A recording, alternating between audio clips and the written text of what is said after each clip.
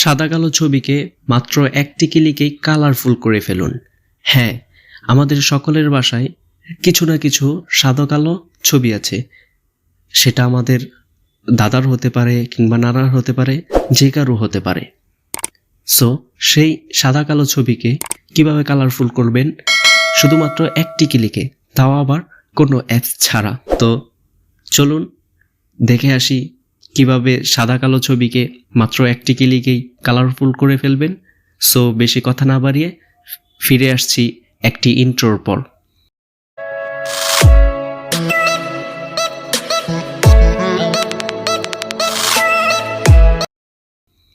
আমাদের মোবাইল ফোনের ক্রোম ব্রাউজারে চলে যাব। ক্রোম ব্রাউজারে চলে যাওয়ার পর আমাদের সার্চ বারে লিখব plate.fm।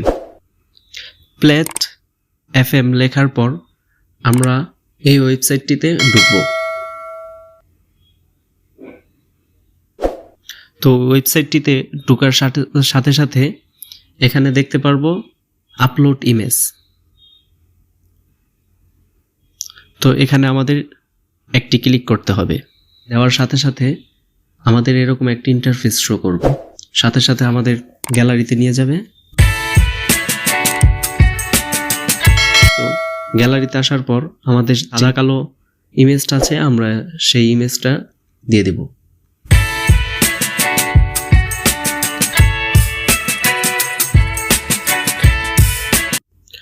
ডাউনলোড করার জন্য এই ডাউনলোড অপশনে আমরা একটা ক্লিক করব।